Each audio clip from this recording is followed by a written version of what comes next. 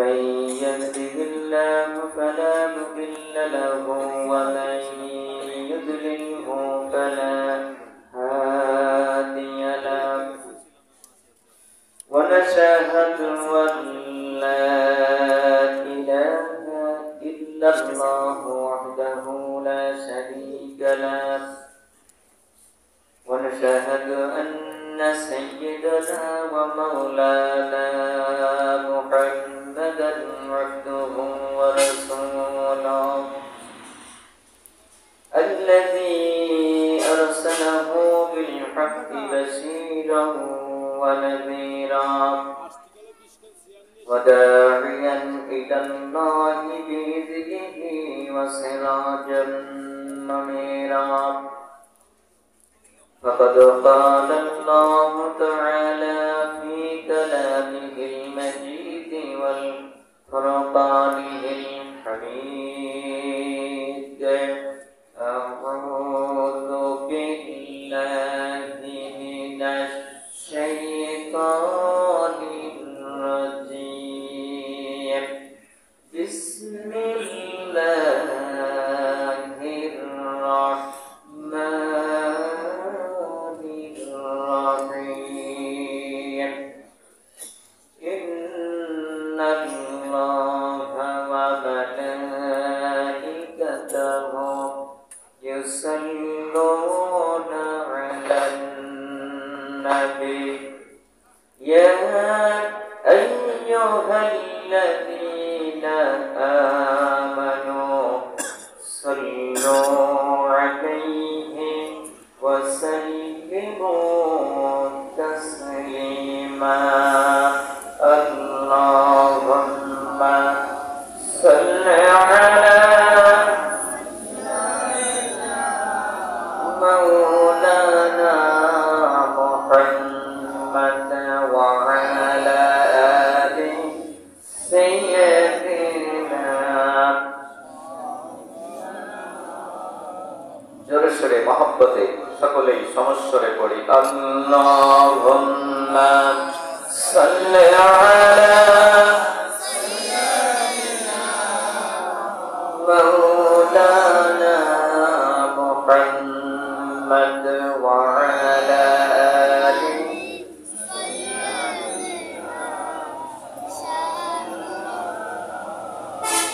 যেই নবীর সমাগমনে সদা জাহান জালা ওই নবীজির দরদ পড়ে মেটাও মনের প্রেম জ্বালা আল্লাহুম্মা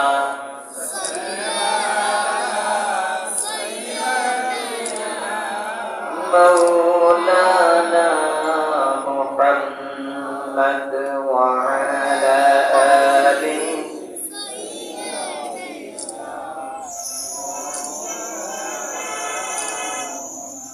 بلغ العلا بكماله كشف الدجى بجماله حسنت جميع خصاله صلوا عليه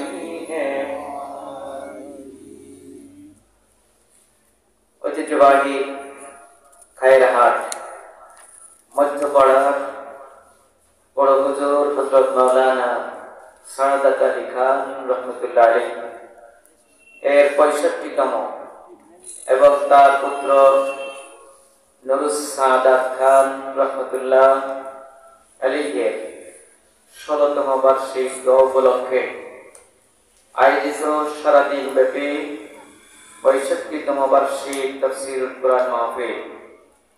আজকের মাহফিলের স্নানপূর্ণ সভাপতি বিশিষ্ট আলেম দ্বীন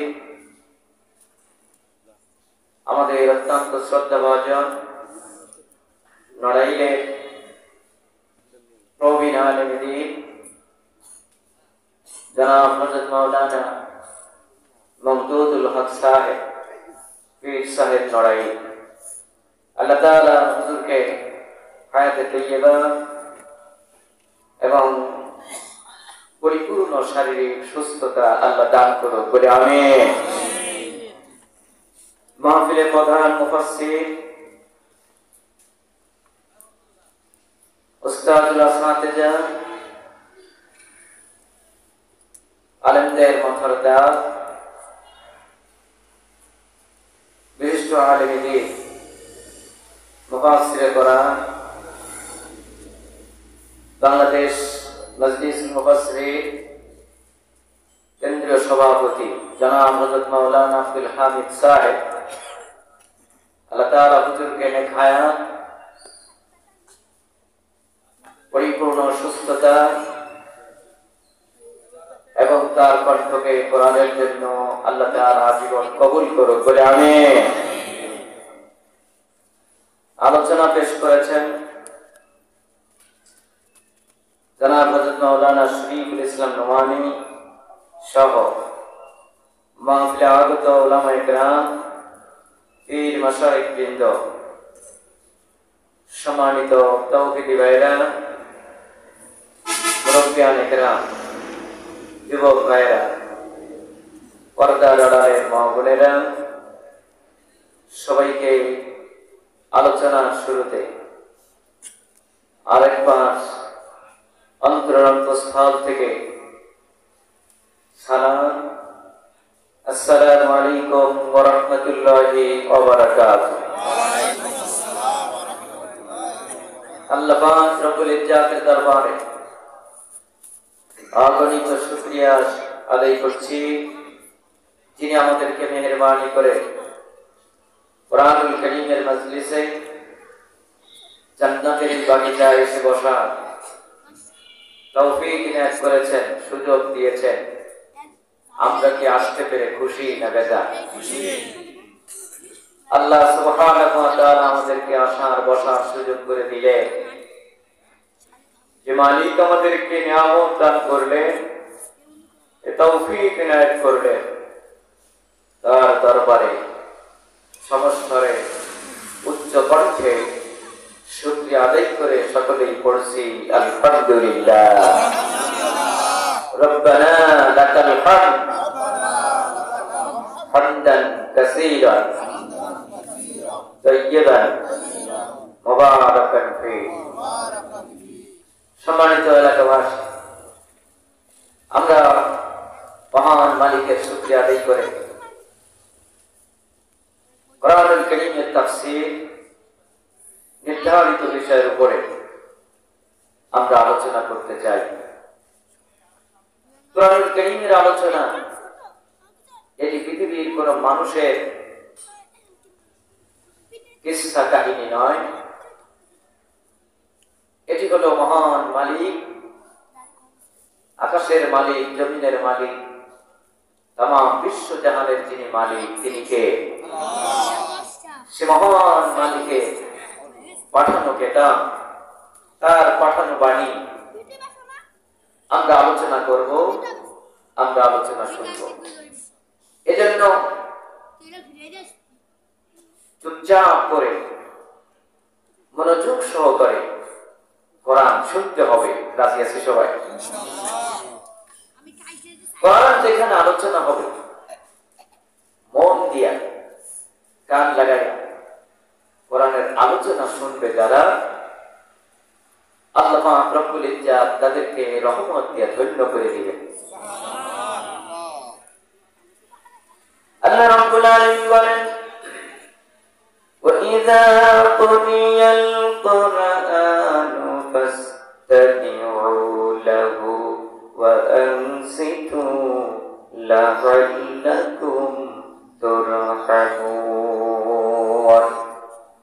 আল্লাহ রাব্বুল আলামিন বলেন, যখন কোরআনুল কারীম তেলাওয়াত হবে, কোরআন যখন পাঠ করা হবে, কোরআন থেকে যখন আলোচনা হবে, ওই মাজলিসে যারা থাকবে তাদের কর্তব্য হলো তারা মন লাগাইয়া দিল দিয়া কোরআন শুনবে, মনোযোগ সহকারে কোরআন শুনবে আর চুপচাপ করে থাকবে। তাহলে আল্লাহ রাব্বুল আলামিন তাদের উপরে রহমত বরকত দান করে দিবে। আমরা আল্লাহর রহমত চাই, আল্লাহ আল্লাহর রহমত, আল্লাহর বরকত, আল্লাহ পাক রব্বুল ইজ্জতের রহমত বরকত যদি আমরা লাভ করতে চাই, কোরআনুল কারীম মনোযোগ সহকারে চুপচাপ করে শুনতে রাজি আছি সবাই? লিল্লাহি তাকবীর। আল্লাহ কবুল করো বলে আমিন। সম্মানিত হাজির, আমাকে আলোচনার জন্য বলা হয়েছে পবিত্র কোরআনুল কারীম সর্ববৃহৎ সূরা সূরাতুল বাকারা। কি নাম? সূরাতুল বাকারা বৃহৎ একটি সূরা, 286টি আয়াত, 40টি রুকু, এক বৃহৎ সূরা। এই সূরার মধ্য থেকে 27তম রুকু আলোচনা করার জন্য আমাকে বলা হয়েছে। এখানে 217 থেকে নিয়ে শুরু করে 221 নম্বর আয়াত, 5টি আয়াত এর উপর মধ্যে রয়েছে। 5টি আয়াতের বিষয়বস্তু পুঙ্খানুপুঙ্খরূপে উপস্থাপন করা আমার নির্ধারিত সময়ের মধ্যে মোটেই সম্ভবপর নয়। তারপরেও দোয়া করুন আল্লাহ তাআলা যেন সেই কথাগুলি বলার সুযোগ দেন, তৌফিক দেন, যা আমার এবং আপনার দুনিয়া এবং আখিরাতের কল্যাণ বয়ে আনে বলে আমিন। সম্মানিত হাজির, আমরা ধীরে ধীরে আলোচনার দিকে যেতে চাই। আল্লাহ রাব্বুল আলামিন সূরাতুল বাকারা 217 নম্বর আয়াত আল্লাহ পাক রব্বুল ইজ্জত আমাদের সামনে উপস্থাপন করেছেন। আল্লাহ রাব্বুল আলামিন বলছেন, ইয়াসআলুনাকা আনিশ শাহরিল হারামি কিতালিন ফীহি কুল কিতালুন ফীহি কাবীর ওয়া সাদ্দুন আন সাবিলিল্লাহ وكفر به والمسجد الحرام وإخراج أهله منه أكبر عند الله والفتنة أكبر من القتل ولا يزالون يقاتلونكم حتى يردوكم عن دينكم إن استطاعوا ومن يرتد منكم عن دينه فيمت وهو كافر فأولئك حبطت أعمالهم في الدنيا والآخرة وأولئك أصحاب النار هم فيها خالدون। আল্লাহ রাব্বুল আলামিন বলছেন, রাসূল আপনার কাছে নিষিদ্ধ মাসে যুদ্ধ বিগ্রহ সম্পর্কে মানুষ জিজ্ঞাসা করে জানতে চায়। আপনি বলুন, এ মাস সমূহে যুদ্ধ বিগ্রহ করা নিশ্চয়ই বড় ধরনের একটি অপরাধ। আর আল্লাহর রাস্তায় বাধা দান, কুফরি করা, মসজিদে হারামে প্রবেশে বাধা দেয়া এবং হারাম শরীফের যারা বাসিন্দা তাদেরকে সেখান থেকে বের করে দেয়া, এটা নিষিদ্ধ মাসে যুদ্ধ বিগ্রহ করা থেকে আরো বেশি বড় অপরাধ। হত্যা করার চাইতে ফিতনা ফাসাদ তৈরি করা এটা আরো মারাত্মক অপরাধ। আর এই কাফেরেরা যতক্ষণ পর্যন্ত তোমাদেরকে দিন থেকে ফেরাইতে সক্ষম না হবে ততক্ষণ পর্যন্ত তোমাদের সাথে লড়াই চালিয়ে যাবে। আর যে ব্যক্তি দিন থেকে ফিরে যাবে, মুরতাদ হয়ে যাবে আর কাফের অবস্থায় মৃত্যুবরণ করবে, তাহলে ওদের আখিরাত এবং দুনিয়া সব বরবাদ হয়ে যাবে, আমলগুলি সব ধ্বংস হয়ে যাবে, আর তারা জাহান্নামের অধিবাসী হবে। সেখানে 1-2 দিন নয়, বরং অনন্তকাল জাহান্নামে জ্বলতে থাকবে। আপনাদের সামনে 217 নম্বর আয়াত তেলাওয়াত করলাম, তার সরল অনুবাদ আপনাদের সামনে পেশ করলাম। আয়াতটি নাযিলের একটি প্রেক্ষাপট রয়েছে। রাসূলুল্লাহ সাল্লাল্লাহু আলাইহি ওয়াসাল্লাম দ্বিতীয় হিজরিতে রজব মাসে মক্কা এবং তায়েফের মধ্যবর্তী নাখলা নামক স্থানে 8 জন লোকের একটা বাহিনী প্রেরণ করলেন। উদ্দেশ্য হল মক্কার কুরাইশদের, কাফিরদের গতিবিধি লক্ষ্য করা, তাদের গতিবিধির খোঁজখবর রাখা এবং সেই তথ্যগুলি রাসূলের কাছে সংগ্রহ করে পাঠিয়ে দেওয়া। এই উদ্দেশ্যে রাসূল সাল্লাল্লাহু আলাইহি সাল্লাম তাদেরকে পাঠালেন। তারা সেখানে কুরাইশদের একটি ছোট্ট বাণিজ্যিক কাফেলার সাথে সাক্ষাৎ হল। ঘটনাক্রমে তাদের সাথে এক পর্যায়ে তাদের যুদ্ধ বেঁধে গেল, লড়াই বেঁধে গেল এবং মুসলমানেরা তাদের একজনকে হত্যা করে বাকি সবাইকে বন্দী করে মালামাল যা কিছু ছিল সব কিছু সহ মদিনায় নিয়ে আসলেন। কিন্তু ঘটনা হল, যেদিন এই যুদ্ধটা সংগঠিত হয়েছিল সেটি কোন মাস ছিল, এটা নিয়ে দ্বিধাদ্বন্দ্ব তৈরি হল। মুসলমানদের ধারণা ছিল যে সেটি তারা এমন এক সময় যুদ্ধ করেছে যখন নিষিদ্ধ মাস শেষ হয়ে গেছে, নিষিদ্ধ মাস নেই, তারা এমন সময় যুদ্ধটা করেছে। কিন্তু তখন প্রকৃতপক্ষে নিষিদ্ধ মাস শুরু হয়ে গেছে, যেহেতু ওরা মনে করেছিল জামাদিউস সানি 30 তারিখ, কিন্তু আসলে ছিল সেদিন রজবের 1 তারিখ। মুসলমানদের এই ভুলের কারণে আল্লাহ নবী সাল্লাল্লাহু আলাইহি ওয়াসাল্লাম সহ সাহাবায়ে তাদের এই কর্মকাণ্ডে খুশি হতে পারলেন না। তাদের যে পণ্য সামগ্রী তারা নিয়ে এসেছে রাসূল তা গ্রহণ করলেন না এবং কাফের মুশরিকেরা হলাও করে প্রচার করা শুরু করলো। যেহেতু মুসলমানেরা নিজেদেরকে আল্লাহওয়ালা দাবি করে, তারা আল্লাহওয়ালা হিসেবে নিজেদেরকে প্রচার করে, তারা দিনদার বলে প্রচার করে, তারা ভালো মানুষ বলে প্রচার করে, অথচ নিষিদ্ধ মাসে হলেও সম্মান তারা রক্ষা করছেন। তাদের এই কথাবার্তার প্রেক্ষিতে আল্লাহ সুবহানাহু ওয়া তাআলা এই আয়াতটি নাযিল করলেন। আপনারা জানেন মাসের সংখ্যা কয়টি? 12টি। যারা বলেন কয়টি? 12। এই মাসের সংখ্যা যে 12টি, এটা পৃথিবীর মানুষের বানান না। এই মাসের সংখ্যা যিনি নির্ধারণ করে দিয়েছেন তিনি কে?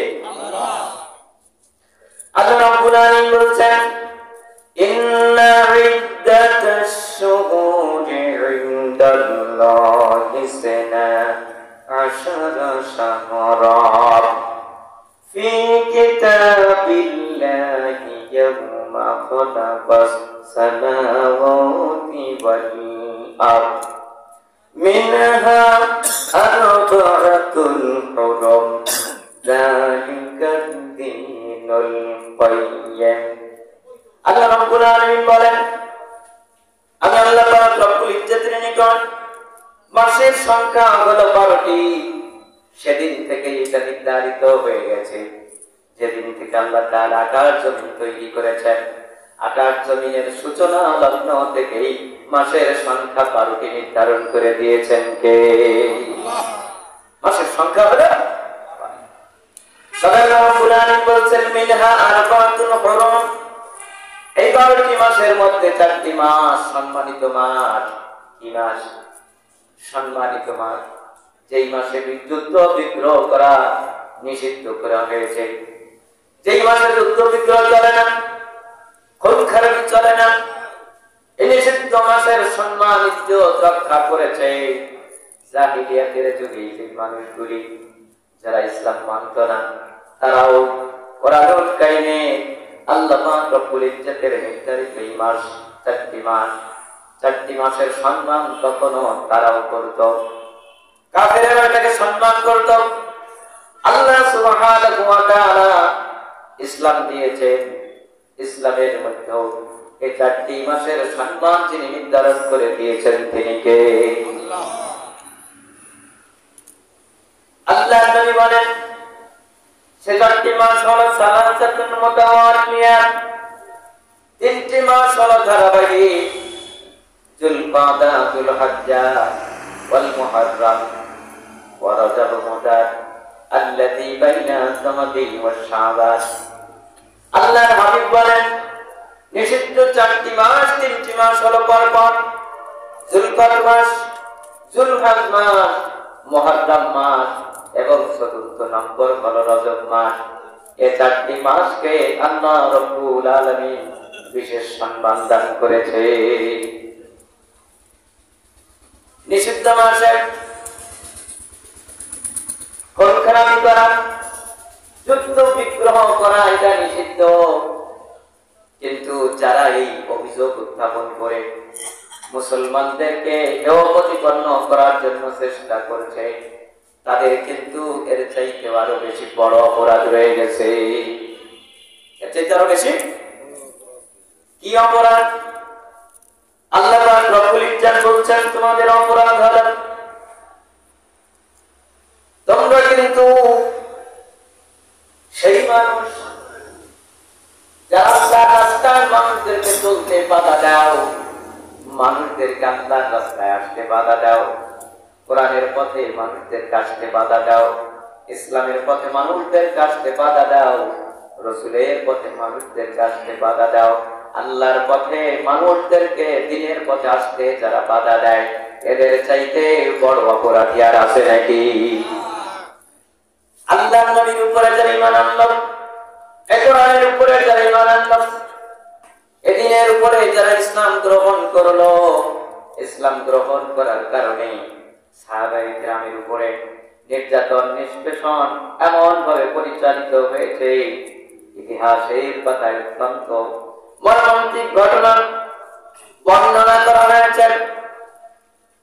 যে সাহাবায়ে কেরামকে বিল্লাহ রাদিয়াল্লাহু তাআলা আনহুর মতো মানুষ যাকে গলায় রশি পেঁচিয়ে, গলায় রশি দিয়ে সারাদিন টেনে টেনে, যার সারাদিন পর্যন্ত মরুভূমি উত্তপ্ত বালুকার মধ্য দিয়ে টেনে টেনে যাকে হয়রান পেরেশানি করে বেহুশ করে ফেলা হতো, এই মানুষটির কাছেও সর্বশেষ যখন তারা জানতে চাইত, ঈমানের ঘোষণার কথা যখন জানতে চাইত, তিনি একটি কথাই আওয়াজ করতেন, আহাদ আহাদ, আমার আল্লাহ এক, তার কোনো শরীক নাই, আমি তাকেই মানি। ঠিক কি না? আমার বন্ধুগণ, হযরত খাব্বাব রাদিয়াল্লাহু তাআলা আনহুর মতো মানুষ যাকে অঙ্গের উপরে ছোঁয়া দিয়া কঠিন ভাবে চেপে রেখে জ্বলন্ত কয়লার উপরে শোয়ানোর পরে পিঠের থেকে রক্ত গোশত পুড়ে পুড়ে ওই অঙ্গার গুলি নিভে যেত, এমন কঠিন যন্ত্রণা পর্যন্ত কাফির মুশরিকরা দিয়েছে। জোরে কণ্ঠে কেনা হযরতে আম্মার ইয়াসিরের পরিবার, তাদের উপরে যে নির্মম নিষ্ঠুর নির্যাতন চালানো হয়েছে, আবু জেহেল এবং তার দলবল হযরতে সুমাইয়া রাদিয়াল্লাহু তাআলা আনহাকে নির্যাতন করতে করতে শেষ পর্যন্ত বর্ষার আঘাতে তাকে পৃথিবী থেকে বিদায় করে দিয়েছে। ইসলামের ইতিহাসে সর্বপ্রথম জীবন দিয়েছেন যেই মহিলা, তার নাম হলো হযরতে সুমাইয়া রাদিয়াল্লাহু তাআলা আনহা। যিনি জীবন দিয়ে প্রমাণ করলেন আমরা আল্লাহকে বিশ্বাস স্থাপন করেছি, ঈমান আনয়ন করেছি, জীবন দেব কিন্তু ঈমান দিতে পারবো না করে কণ্ঠেরা। আমার বন্ধুগণ, নির্যাতিত হয়েছে, নিষ্পেষিত হয়েছে, ইয়াসিরের পরিবারের নির্যাতন দেখে বিশ্ব নবী সেদিন ডাক দিয়ে বলেছিলেন, সবরান আলা ইয়াসির, ও ইয়াসিরের পরিবার ধৈর্য ধারণ করো, আল্লাহ পাক রব্বুল ইজ্জত তোমাদের জন্য জান্নাতের ওয়াদা করেছে। সুবহানাল্লাহ। আমার বন্ধুগণ, ঈমান আনার কারণে যাদেরকে এভাবে নির্যাতন করা হলো, নিপীড়ন করা হলো, শহীদ করে দেওয়া হলো, নিষিদ্ধ মাসে যুদ্ধ করার চাইতেও এই অপরাধ কিন্তু ছোট অপরাধ নাই, এটা তার চাইতেও মারাত্মক অপরাধ ঘোষণা করেছেন যিনি তিনি কে। শুধু তাই না, নিজস্ব মাতৃভূমি থেকে সাহাবায়ে কেরামকে বিতাড়িত করেছেন, বাড়ি ছাড়া করেছে, ঘর ছাড়া করেছে, এমনকি বিশ্ব নবীকে পর্যন্ত তার মাতৃভূমি মক্কাতে থাকতে দেয় নাই, বরং তাকে সেখান থেকে হিজরত করতে বাধ্য করেছে। ঠিক না? আমার নবী জন্মভূমিকে এত মায়া করতেন, ভালোবাসতেন, বিদায়ের মুহূর্তে আল্লাহর নবী কাবার দিকে, মক্কার দিকে বারে বারে ফিরে তাকিয়েছেন আর চোখের পানি ছেড়ে বছরে কেঁদেছেন, এ মক্কা তোমাকে আমি বড় ভালোবাসি, কিন্তু তোমার বাসিন্দারা আমাকে থাকতে দিল না। ঠিক না? আমার বন্ধুগণ, তারা মুমিনদেরকে বাড়ি ছাড়া করলো, ঘর ছাড়া করলো, মাতৃভূমি ছাড়া করলো। যারা এত বড় অপরাধ করেছে, আল্লাহর ঘর মসজিদে হারামে অধিকার রয়েছে, আল্লাহর বান্দাদের সেখানে ইবাদত করবে, আল্লাহর ঘরে তারা তওয়াফ করবে, কিন্তু এই মুসলমানদেরকে আল্লাহর ঘর পর্যন্ত তওয়াফ করতে তারা বাধা দিয়েছে। ঠিক না? আমার বন্ধুগণ, যারা এত বড় অপরাধ করলো, তারা মুসলমানদের একটি ভুলকে তারা পুঁজি করে বড় আকারে প্রচার প্রসার চালিয়ে মুসলমানদেরকে হেয় করতে চায়, মুসলমানদেরকে হেয় প্রতিপন্ন করতে চায়, তাদেরকে দোষারোপ করতে চায়। আল্লাহ বলতেছে, মুসলমানদের ছোট্ট একটি ভুলের চাইতে তোমাদের অপরাধ আমি আল্লাহর কাছে আরো অনেক বড় অপরাধ।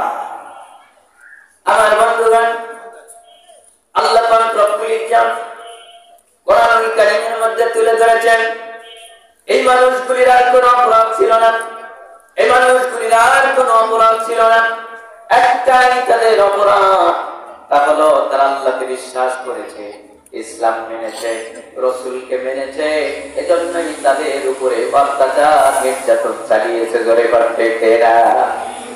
আজ যদি আমরা সমাজের উপর দিকে তাকাই, আজ এই পৃথিবীতে আল্লাহওয়ালা মানুষগুলির উপরে, দিনদার পরেজগার ইমানদার মানুষগুলির উপরে আজও নাফরমান বেঈমান বাতিলদের নির্যাতন নিষ্পেষণ আছে না নাই? ধরে বলেন আছে না নাই? অপরাধ একটাই, তারা আল্লাহকে বিশ্বাস করেছে। ঠিক না? আল্লাহ রাব্বুল আলামিন বলছেন, ওয়া মা নাকামু মিনহুম ইল্লা আইয়ুমিনু বিল্লাহিল আজিজিল হামিদ।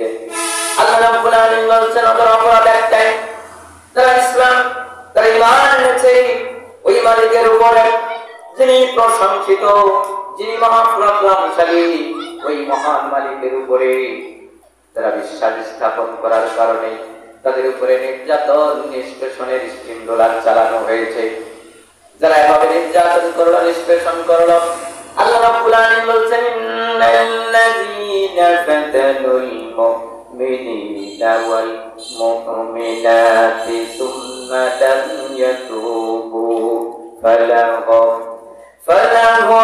আযাবু জাহান্নাম ওয়া লাহুম আযাবুল হারিক। বলুন আল্লাহু আকবার। আল্লাহ রাব্বুল আলামিন বলেছেন, যারা মুমিনদের উপরে নিপীড়ন চালালো, নির্যাতন করলো, হামলা করলো, মামলা করলো, এরা যদি তওবা না করে, যদি ফিরে না আসে, আমি আল্লাহ পাক রব্বুল ইজ্জাত ওদের জন্য জাহান্নাম রেডি করে রেখেছি, ওদের জন্য আগুনে পোড়ানোর শাস্তি তিনি রেখে দিয়েছেন। তিনি কে? আরো জোরে তিনি কে? আমার বন্ধুগণ, আর যারা নিপীড়িত হলো, নির্যাতিত হলো, বাড়ি ছাড়া হলো, ঘর ছাড়া হলো, দেশ ছাড়া হলো, আল্লাহ রব্বুল ইজ্জাত বলছেন ওদের কোনো লস নাই, ওদের কোনো ক্ষতি নাই, ওদেরকে যিনি পুরস্কার দিয়া ধন্য করে দিবেন তিনি কে? আল্লাহ রাব্বুল আলামিন বলছেন ফাল্লাযীনা হাজারু ওয়া উখরিজু মিন দিয়ারিহিম ওয়া উযু ফি সাবিলি ওয়া কাতালু ওয়া কুতিলু লানুকাফিরান্না আনহুম সাইয়্যাতিহিম ওয়া লাউদখিলান্নাহুম জান্নাতিন তাজরি মিন তাহতিহাল আনহার। আল্লাহু আকবার। আমার বন্ধুরা, আল্লাহ রাব্বুল আলামিন বলছেন যারা হিজরত করলো, বাড়ি থেকে বিতাড়িত হলো, বাড়ি ছাড়া হলো, জ্ঞান ছাড়া হলো, দেশ ছাড়া হলো, যারা নির্যাতিত হলো, নিপীড়িত হলো আল্লাহর রাস্তায় চলার কারণে, এরপরেও যারা আল্লাহর দ্বীন প্রতিষ্ঠার জন্য লড়াই করলো, সংগ্রাম করলো, আল্লাহ পাক রব্বুল ইজ্জাত বলছেন ওদের জীবনের তামাম পাপগুলি আমি আল্লাহ অবশ্যই মাফ করে দিলাম। শুধু গুনাহ মাফ করার না, বরং এই বান্দাগুলিকে আল্লাহ রব্বুল আলামিন জান্নাতের মেহমান হিসেবে জান্নাতে প্রবেশ করাবো। অবশ্যই আমি আল্লাহ তাদেরকে জান্নাতের মেহমান বানাইয়া দিব। সুবহানাল্লাহ বলবেন না? তাহলে দ্বীনের জন্য যারা নিপীড়িত হয়, দ্বীনের জন্য যারা নির্যাতিত হয়, ইসলামের জন্য যারা জীবন দেন, ইসলামের জন্য যারা হামলার শিকার, মামলার শিকার হয়, ওই মানুষগুলিকে তিনি জান্নাত দেওয়ার জন্য করবেন তিনি কে? আমার বন্ধুগণ, আল্লাহ সুবহানাহু ওয়া তাআলা এজন্য বলছেন যারা মুসলমানদের সামান্য ভুলকে বড় আকারে করে দেখাও, তোমাদের দোষ ত্রুটির দিকে একবার তাকাও না।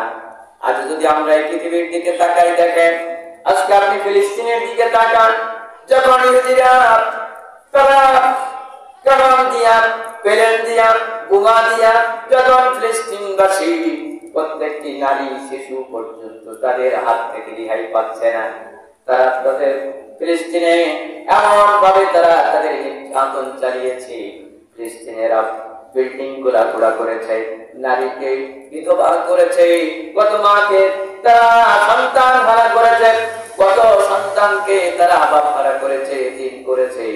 অথচ তাদের প্রতিবাদ করে যখন মুসলমানের একটা পাথর ছড়ে, তামাম বিশ্বের সামনে তারা মুসলমানদেরকে সন্ত্রাসী বলে আখ্যা দেয়। ঠিক না?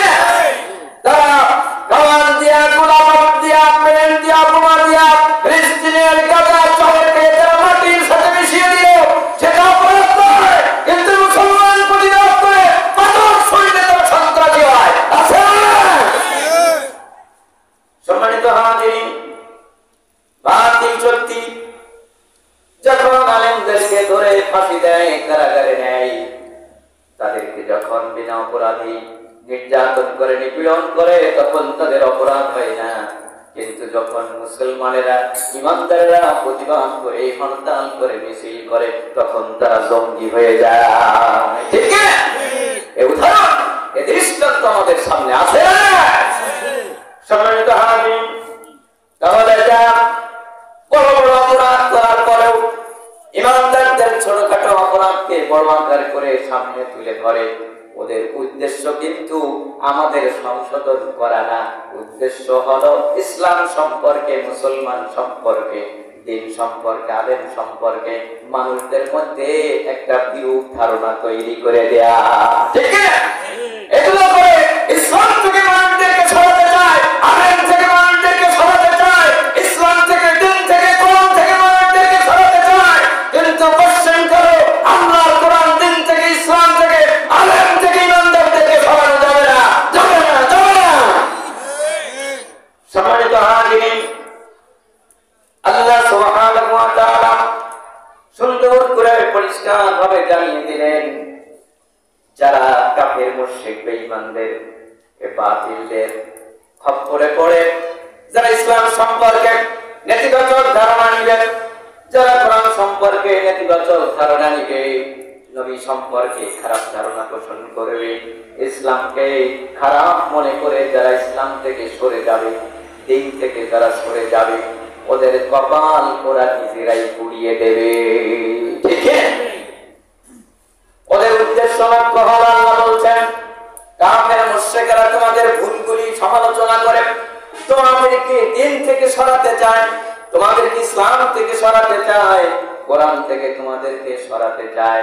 তাদের খপ্পরে পড়ে যারা দিন থেকে ফিরে যাবে, মুরতাদ হয়ে যাবে, আল্লাহ পাক রব্বুল ইজ্জত বলছেন ফাউলাইকা হাবিতা আমালুহুম ফিদ দুনিয়া ওয়াল আখিরাহ ওয়া উলাইকা আসহাবুন নার হুম ফিহা খালিদুন। আল্লাহু আকবার।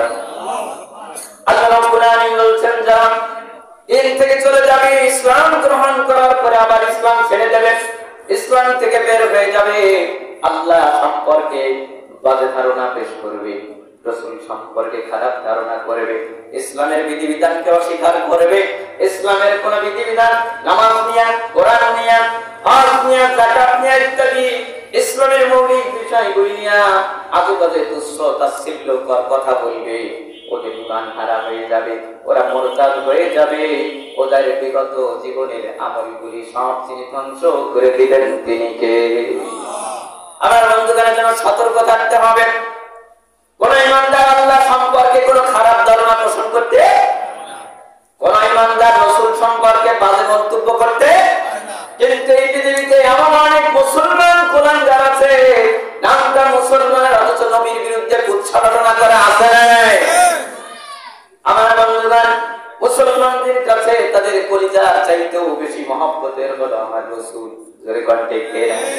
এই নবীর বিরুদ্ধে যারা কুৎসারণা করে, বাজে মন্তব্য করবে, মুসলমানেরা কলিজা দিয়ে হলেও তার প্রতিবাদ করবে।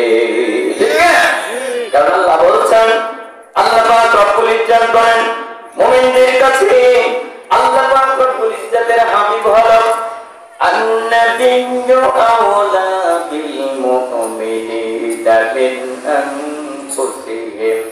আল্লাহ পাক রব্বুল ইজ্জত বলেন মুমিনদের কাছে তাদের নিজেদের জীবনের চাইতেও এই রাসূল বেশি নিকটতম। জোরে কর সুবহানাল্লাহ।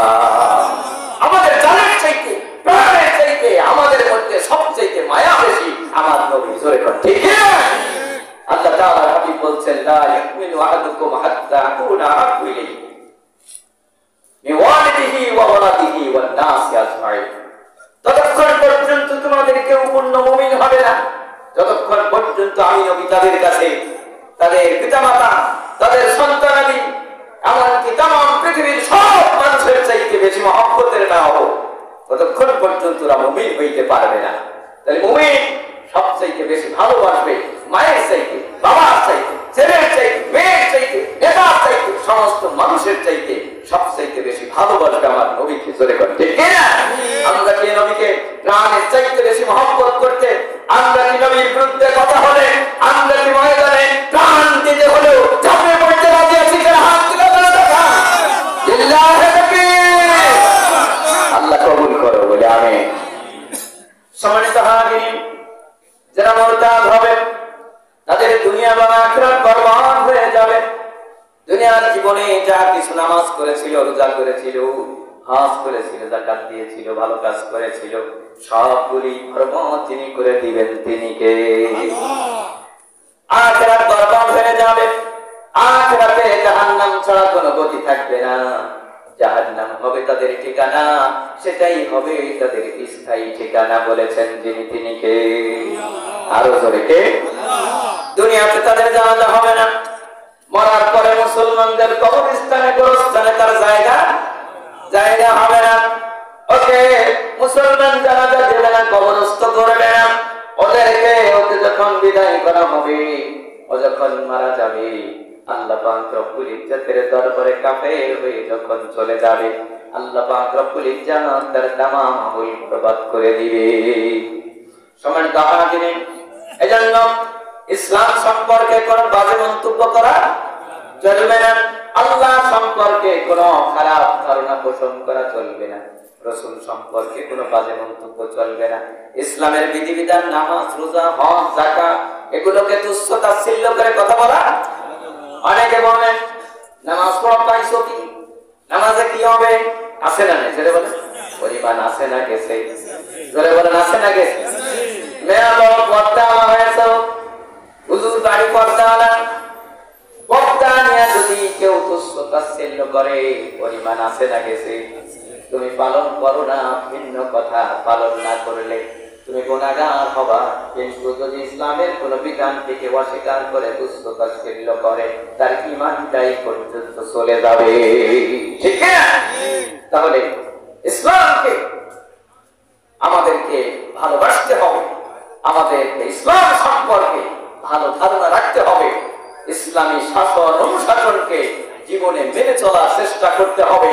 যারা ইসলামের পথে মানুষকে বাধা দেবে, ইসলামের পথে মানুষকে আসতে বাধা দেবে, আমরা জীবন থাকতে ঈমান যেতে দেব না, কিন্তু জীবন দেব, তারপরে ঈমান যাবে না, ঠিক না?